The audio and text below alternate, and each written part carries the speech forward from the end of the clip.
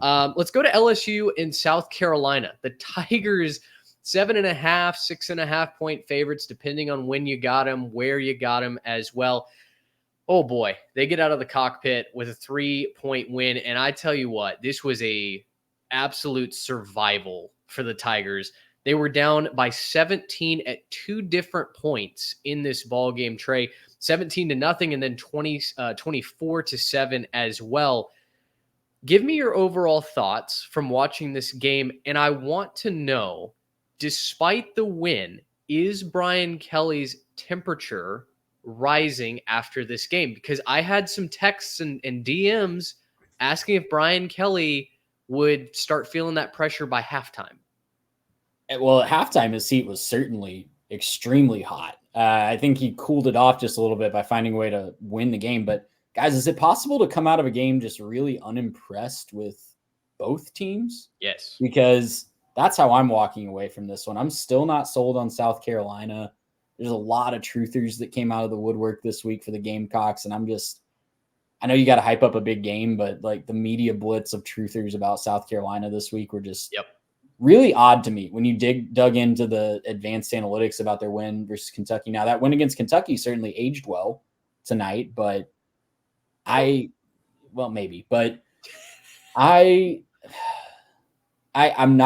still not sold on what they're doing offensively to be a consistent threat against teams that are better than LSU defensively. And I'm really not sold on what LSU has defensively. Like, we've beaten that dead horse multiple times on this show. So I mean, you look at South Carolina, they blew multiple big leads like you talked about, Mitch.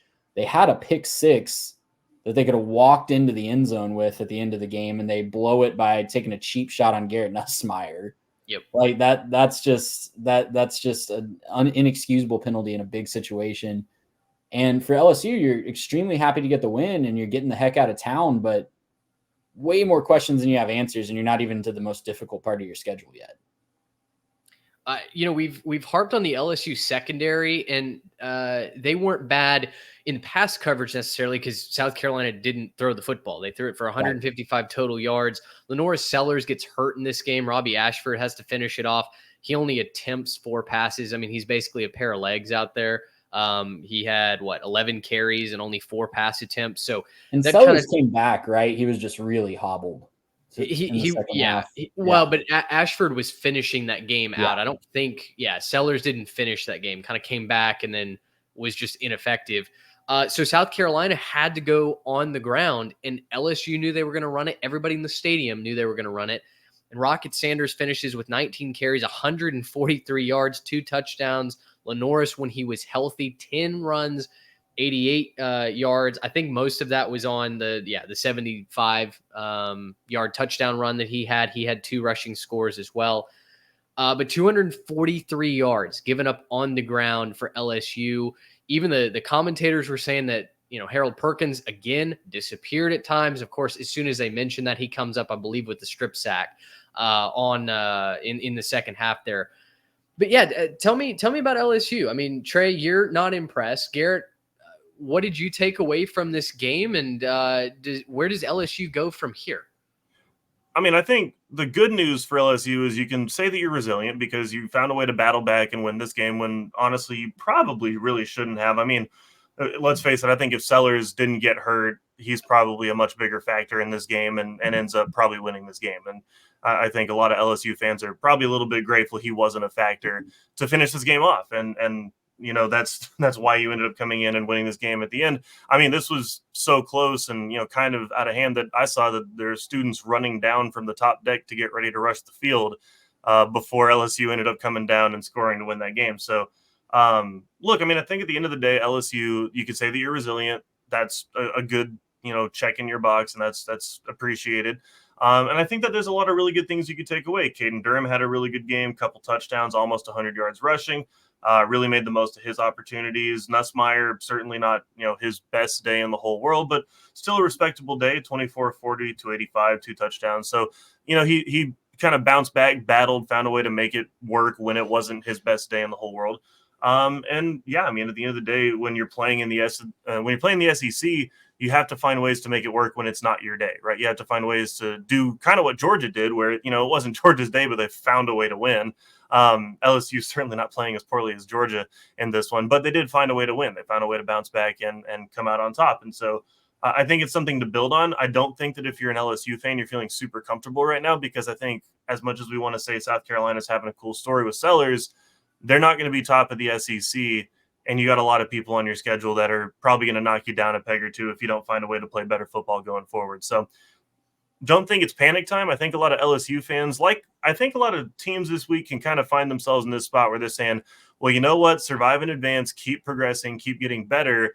And, at least, we won this week and we didn't, drop this one before we found a way to make our team better. So I think LSU is in pretty good company there, with a lot of teams saying, at least we won.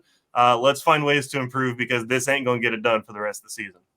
I'll push back a little bit on Nussmeier. So, and this was something that I've noticed from both their fans and from the broadcast. Nussmeier goes 24-40, 285, 2 touchdowns, a really bad interception. I mean, really he bad, missed the safety, sliding underneath a little cover 3 there, or not cover 3, cover 2 hard flat. I don't know how he missed that safety, but Nussmeier, I think, is a very solid quarterback. Is he going to win a Heisman like Jaden Daniels? No. Is he going to be the weapon with the legs? No. But what I'm tired of hearing about is that he's not Jaden Daniels. I mean, the TV broadcast mentioned it over and over again. Kurt could not tell you enough times, once LSU got down in the red zone, hey, by the way, this isn't their Heisman quarterback from last year. And it seems like that's been the national narrative that I've read as well, that somehow LSU, whenever LSU is in a tight game, and it's only been 3 games, but when they've had offensive struggles, when they didn't get it done against USC, when they were struggling to pull away from Nichols, in this game, obviously having to come down from a big deficit, the instant Band-Aid over the situation, the reach for this excuse is, well, he's not Daniels. He doesn't have the legs. Yeah, and you've known about that as a coaching staff for an entire offseason. The game plan shouldn't be the same. So for me, I think Nussmeier's doing a fine job. Sometimes you don't know where the ball is going with him, but we knew that coming into the offseason as well. To me, this all comes back on the coaching. I haven't been impressed with any of the coaching that LSU has displayed this season, from managing the clock against USC to late game situation against South Carolina. Like Trey, you said earlier, there is multiple ways that LSU should have lost this game despite coming back. Overall, I think the talent for LSU is fine. Caden Durham is a new face in that running back room, 11 for 98 and 2 touchdowns. How you doing, Mr. Duncanville Panther? I think LSU is fine. They've got the bodies, but over and over again, I keep coming back to the fact that, much like Florida, which we'll talk about in just a second, guys are in the wrong position at the wrong time, and they're not being used to the best of their ability. For me, as just an unbiased third party that's, not sitting in the coaching room every day, I put this more on the coaches than the players.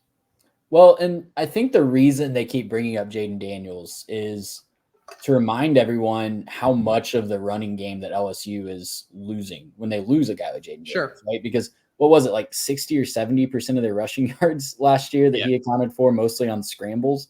And they were mostly big scrambles too. And they were big chunk scrambles. And when that was your offense, plain and simply, that was what kept the offense moving most of the time last year, the last 2 years. It's a big difference. It's a big change when you have to figure out a way without that. So it did. I'm glad you brought up Caden Durham, because I think that's a big bright spot for LSU going forward. One of the big things that I was concerned through 2 weeks is they just didn't have a guy on the ground in the running back position that looked like the guy that could get those yards when they needed it. Don't think Nussmeier is that guy consistently. I don't think he's as durable as Jaden Daniels if they want to run him as much as him. And they need to have that guy on the ground. Maybe it's Caden Durham. I think he ran off some big long runs today, and he looked really good doing it. I think almost 9 yards a carry by the end of the day. So good looking out for there, but they had not had that before today, and it was the biggest thing. It looked like they were going to get it with John Emery, and then they lose him for the year. So that's just bad luck. And now maybe they have that going forward, but maybe that's a South Carolina rushing defense that's not going to be as good as the rest of the schedule. So big thing they got to still figure out. See, I want to jump in and defend him just a little bit more, because you're right that he's getting unfairly criticized. There's also not like a Malik Neighbors or a Brian Thomas Jr. in this wide receiver room right now. Like Kyron Lacy's a good receiver, but I don't think that they have guys at that caliber. And it's unfair to say that like, oh, you get to watch two guys walk out of that room that are, first round guys, highly competitive, NFL level type guys. If those guys walk out of your room, you're going to lose that, that production in the pass game as well, because it's just like fact of the matter is you're going to drop off in production. There can be guys that come in and fill the shoes and even do a good job. But again, like this isn't to criticize any of them. The big criticism for LSU needs to come on the fact that their defense needs to find a way to stop anybody because this was a problem for them last year. And it's probably a reason why Jaden Daniels didn't find a way to win a national championship,